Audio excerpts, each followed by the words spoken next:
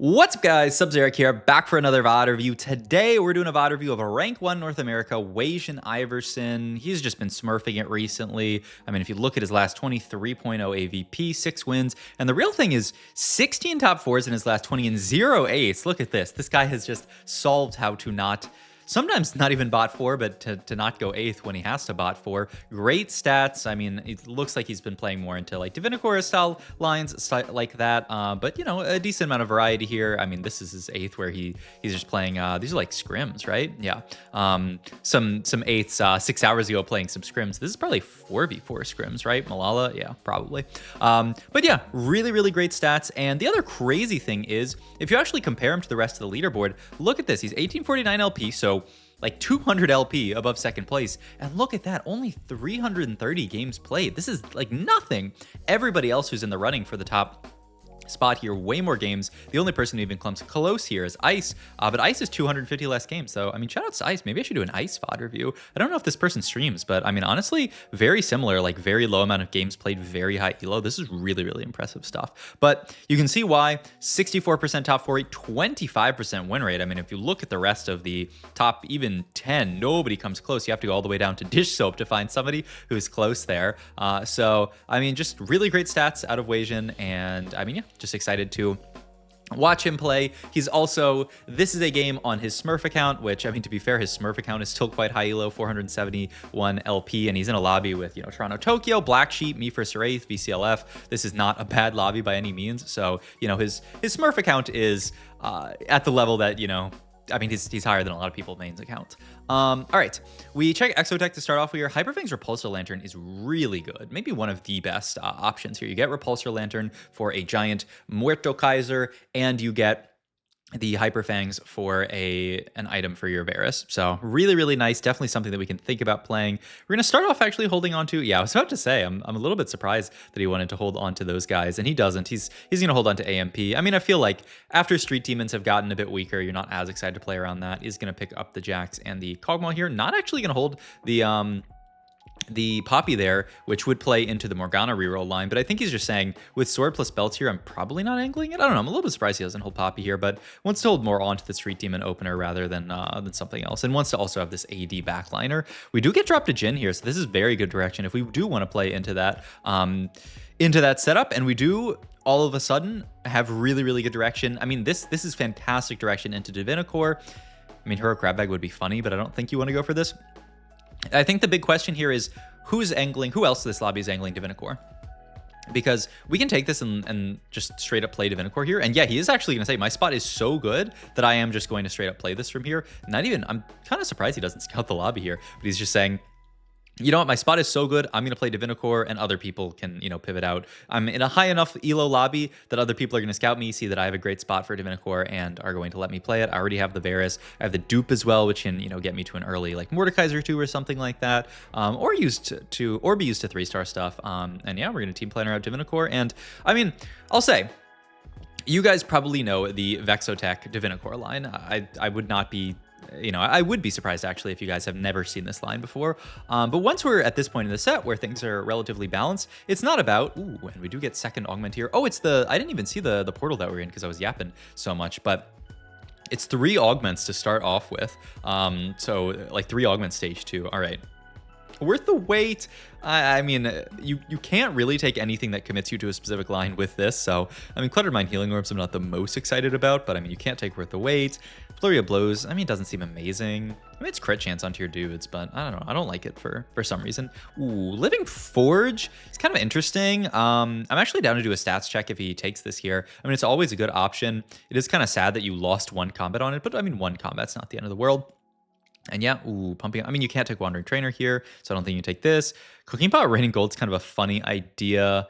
I don't think there's anything that crazy that you want a Cooking Pot here, though. So I think it is Living Forge in this spot. Yeah, he's looking at the, just trying to think about, okay, like what can we actually make out of it? And yeah, we do, we end up taking the artifact here. We get, I guess this is DFG. I mean, this is the spot here where we can actually explore out. Let's throw in Vex. Let's throw in Sejuani here. I mean, frill in a couple of other units here just to get them all in. And I just wanted to look at Ornn items specifically and see what has the best delta here. Unending Despair best. I mean, makes a lot of sense, right? You can play for a giant Mordekaiser, get an insane Unending Despair. I'm kind of surprised that Fishbones is this high up. I don't really understand where it's Fishbones. Oh, you just go Fishbones Vex and she just like one taps backliners? Huh. I mean, there you go. I had actually no clue that this was broken. I mean, it's not even that low sample. Wow, Fishbones Vex. Huh. And you just randomly like snipe backliners. I mean, I guess it's also that it does damage to the units that it passes through. So if you're sniping backline, you're getting all of this damage on. Oh, this is actually really, really cool. But okay. Anima Visage you would expect to be quite good. And then, you know, Lichbane, another solid option. Actually, the stats say that it's not like that it is or DFG actually slightly better than Lichbane in the stats. Light Shield makes a lot of sense. Good. Zanya's whatever on Vex, and then Horizon Focus, stuff like this, good enough. Definitely looks like Unending Despair is the one you're looking for. And Fishbones as well. All right, well, maybe we can see a Fishbones game. No Fishbones option here. We do have the DFG, which stats-wise looked a hair better than Lichbane here, so I do think it is the pickup. And we can just continue to sit on this board here, slam a DFG onto Varus, actually. I mean, yeah, we're nowhere near Morg 2. I do think Morg 2 is better than Varus 1, for certain because of how broken that unit is. But I mean, Varus 1's definitely gonna be better than Morg 1, and worst case, at the end of the day, we could use a remover to get items over to Morg if we like randomly get a Morg 2 here. But I mean, all good. We are currently chilling on this board. We're making good gold here. I guess here's a decision point. Do we want to, like, what do we want to sell here in order to make gold here? Because like you have to make 30. I mean, it's always the dog, and that's the question is, do you want to sell this first? Ooh, I mean, actually he's not gonna make gold here. He's gonna hold the Galio. Oh, ooh, okay.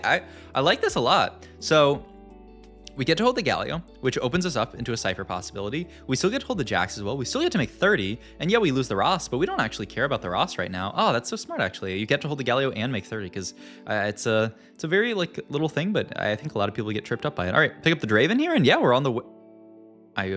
Ooh, he wants the tier over the Draven, and says, like, yeah, it matters so much, me getting my blue buff for Vex, that I would actually, like, even if I take the Draven, I'm not guaranteed to be into Cypher here. So yeah, I mean, it makes sense. All right, isn't it just Band of Thieves here? I feel like it must be. Yeah, Bulky Buddies is fine as well. I feel like Band of Thieves is so good when you're playing into Exotech, but we'll see here. Bulky Buddies obviously very solid as well. I don't think it's good for something.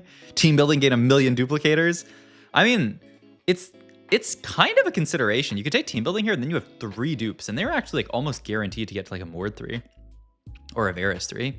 I mean, I don't think any of these are bad options. I would be tempted to just grab Band of Thieves here, but I would not be shocked at any of these. He rolls Band of Thieves, so now it's between Bulky and team building, can't be branching out, and he just takes Bulky for the solid option. And we do actually get Cypher in here. Had we taken Draven, we would actually be 4 Cypher here, but I mean, you can't be too sad about being 3 Cypher at this point. Also, I really want this thing. I think I have to full screen and do this to get it to go away. I think so. Nope. Okay, there we go. Okay, I was just being too antsy. Well, actually, this is hilarious. We hit our Cypher and then immediately win a fight against this guy. Who is that? That's Yon, who has taken the extra HP augment and also a Cypher in. So now we actually lose some of our Cypher value, but all good. I mean, we can still keep Cypher in. Ooh, wow. What? Wait, how is that guy already Shaco 3? I didn't even see what augment.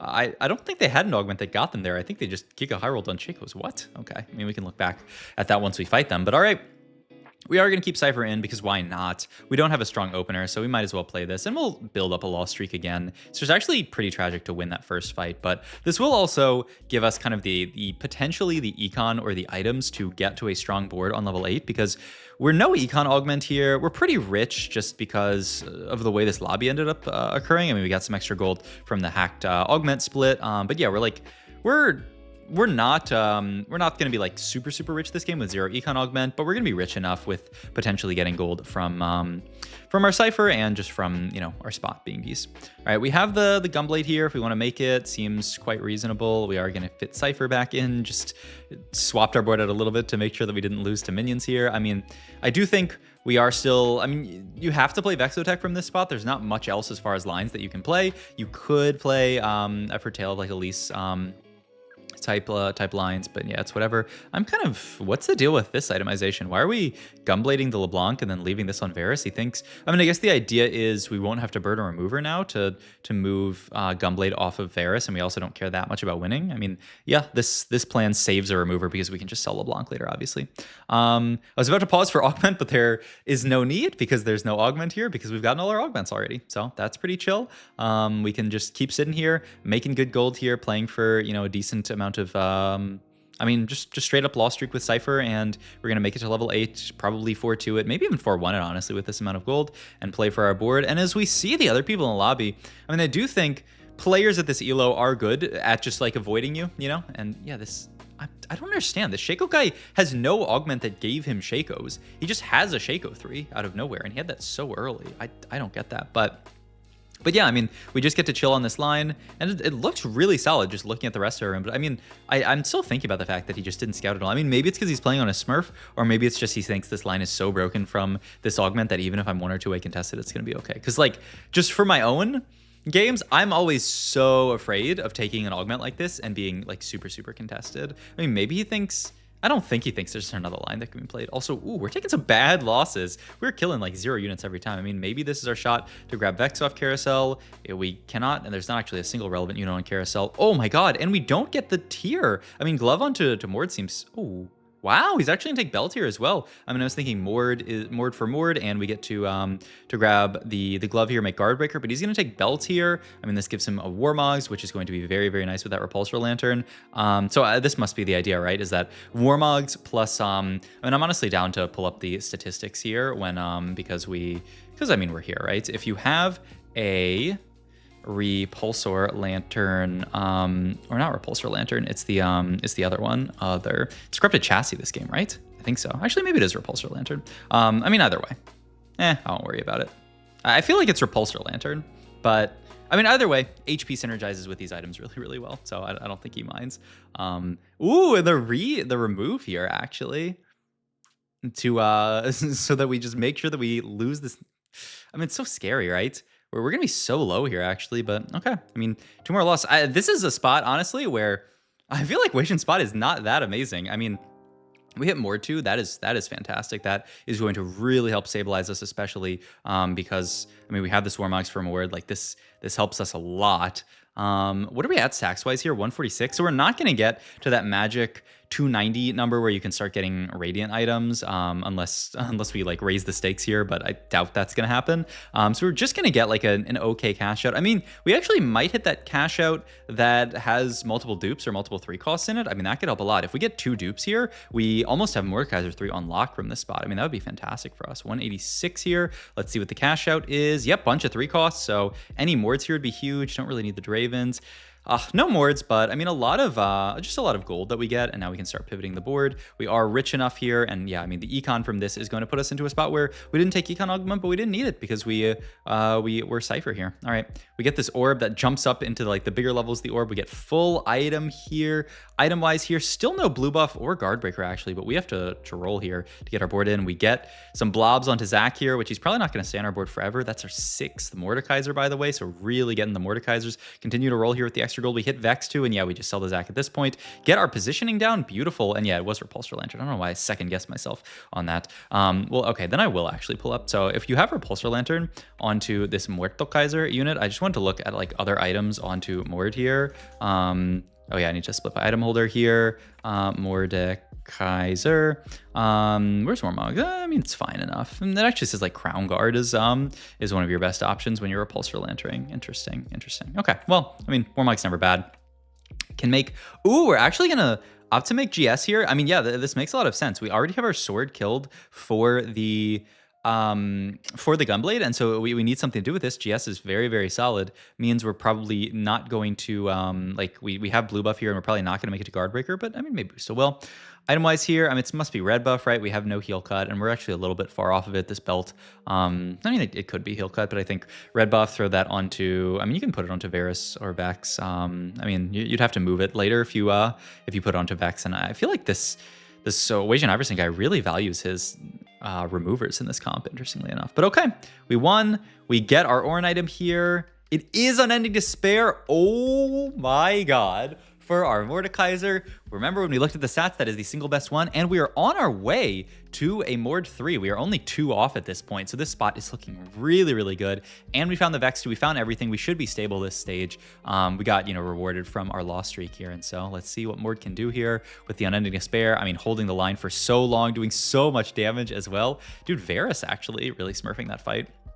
And yeah, I mean, the only downside to our spot is we are a bit broke here.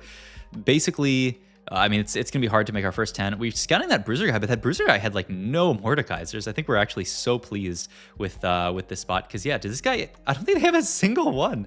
I mean, this is fantastic for us. I mean, they're definitely nowhere near having even Mord 2, and I mean, if they're nowhere near that, they're nowhere near Mord 3. We're actually going to belt the front line here on the Sedge, get the 5 Exotech value onto her, and I mean, you really just get the value of, I mean, it's going to go onto Sedge. And we also pick up the Vex here, might as well. Want to finish off our blue buff, I must think. I mean, there's other stuff you could grab, but yep, just finishing off the blue buff onto Vex. Feels really, really good. Get an item slammed onto her, and I mean, yeah, just be on our merry way. Yeah, this guy... Okay, he has Mord 2. Yeah, it's the Mord 2 over there. Yeah, I kept... But I mean, still, none on bench is huge for us. I mean, only 3 Mords out of the pool when, I mean, we have a dupe here. We just need to find... I mean, this is really, really good diligence from Wasian here, just continuing to scout that guy and just say, like, okay, how many Mords they have, how many Mords they have, how many Mords they have. Because, I mean, you could actually make the call to not go for Mord 3. I imagine you're still going to go for it, but it is kind of awkward. And now he's on his 4th, but he's also really... I mean, he could die. He could die very easily. He did. I mean, and that's what Wasian's hoping for, right? He's hoping that this guy dies, and then we can actually very easily go for Mord 3. The problem is he just hit his Fiddle 3. He's actually on like a huge power spike now, so it's actually quite annoying. What's the game plan here? Because you're only rolling for Mord here. You've hit Vex 2, you've hit Sedge 2, you're not really going for Varus 3 at this amount of Varuses, so it's actually going to be really, really tough if this guy doesn't die for you to hit Mord 3. There's still, I mean, like, I would definitely sit here on 8 and still roll for it just because it's such a spike, and I mean, we're so close, we're only 2 off, but we'll see what happens here if that Fiddle guy continues to live, and yeah, he does. I mean, this is actually a tough spot. I mean, this is what TFT is all about, is grinding the blood from the stone. Is that what people call it? Or water, blood from stone, water from stone, whatever you want to call it. We need to get whatever we can get out of this stone, this game here. We need Spark, right? Yep, we're gonna grab Spark here because we don't have MR Shred made at this point. Mord, I mean, everybody's doing magic damage here, so we have to make Spark here. And then I guess we're just making Warmogs, and it's chill. All right, we are gonna roll here. I mean, I do think it makes sense here. Another Varus. I mean, that is something as well that you can roll for here. We're actually picking up a few. It's rolling surprisingly deep here, but I mean, he gets somewhat rewarded in that we do hit the Mord here. We don't hit the last one, but we do hit a lot of Varuses, so that's upside for us. This guy, Mord check. He only has 3 now. He sold his 1 on the bench here, and we are going to rotate into him. I mean, Sedge on the correct side, but I mean, it seems like so hard. Ooh, actually, I was going to say we didn't have the damage. We did actually have the damage. We got through here, and this is fantastic for us. This means they're dead, which means, yep, hitting Mord is so easy. Now the question is, do you use your dupe here, or do you actually greed the Varus 3 and the Mord 3? I mean, I do think, yeah, I like... Oh, okay. So we roll a little bit there. The idea is roll. If you hit a Mord, you can play for it, and then like you get to hold the dupe, but he's also saying, you know what, I cannot greed this Varus 3 in this spot because I'm low HP, this lobby is not weak, and I mean, a fight like this, honestly, I mean, really good call from Wasian here. Had he not duped here, he would not have won this fight. I mean, I mean, this is what TFT is all about, is those like quick decisions and making the right decision in spots like that is not an easy thing because you cap yourself much lower, right? Had we... saved the duplicators and played for highest cap here, we could have, potentially hit Varus 3 and capped insanely high. But, I mean, we would have lost that fight, which is a lot of HP. It ends up putting us in a world where we could maybe bot 4 had we not actually duped there. But now we're actually really confident in our spot here. Even if we lose a fight like this, which we're not going to lose, we're going to beat Toronto Tokyo here. But, even if we lose that fight, it's perfectly... I mean, it's not fine, but it's almost fine. All right. Vow for Sejuani here. Looks very juicy. Aside from that, I don't know. You could take a declaw, I guess, but we get the Vow here. Got to burn the remover here, and then we'll chain, I don't know, the Jax, I guess. Probably the Gragas. But I mean, Jax actually gets the value out of Exotech. So, I mean, that's something here. It's probably Gragas, right? Yeah. All right. Now we're looking at pushing level 9. Level 9 is kind of funny in this comp with board of directors because you, in some ways... I mean, you usually want to just add Renekton onto this board, but you can't actually add it because you break the, the 3 units with Board of Directors value. The only way to kind of solve that is to either cut the Gragas, and so then you drop back down to 3 with Renekton, or to just not play Renekton. So we'll see what Wasian wants to go for here. When I've played around this, have just said, okay, I can drop the Gragas, play a Kobuko, then play the Renekton and get good value. But I mean, the HP from Gragas is certainly valuable. So we'll see. We'll see how Wasian wants to cap out this game. Because I mean, honestly, we're 28 HP win streaking, but the lobby is far from over. The rest of the lobby is pretty healthy. We are on a 9 streak after we cashed out, which is just absolutely huge here. And we'll see. I mean, this Mordekaiser looks like just such a monster with Mord 3 and Unending Despair. He is just clearing out the lobby. Win this fight, do a ton of damage to VCLF. I mean, we've locked in top 4 for sure at this point. The question is, can we win this lobby? Because, Wasian, with his 25% win rates, is this 1 in 4 games? Or is this 3 out of 4 games? I mean, I guess we'll see here. Not sure why he was hovering the Sedge there. Maybe he's talking about Dreams of Sedge 3, but I mean, I don't know. Seems like a little bit of a pipe dream, but we'll see. We're going to level up here, roll down a bit, try to find just one Aurora to spike the board pretty hard. I mean, there's actually a lot of stuff for us to find here. And he is going to throw in the Zac here and just roll down, finds Koboko, which is huge. I'm actually surprised he rolled so deep there, but I think his thought is that there's somebody really strong into his pool here. And I mean, it just must be GS, right? Yeah, I mean, you want damage item for this guy. I mean, yeah, this guy is pretty strong. I mean, I think he's 6 Slayer, Renekton 2, Zed 2, but we do actually end up beating him there. So that's riveting down. That's top 4 locked in. And yeah, I mean, we get our next Ornn item here, Trickster's Glass. Oh my God.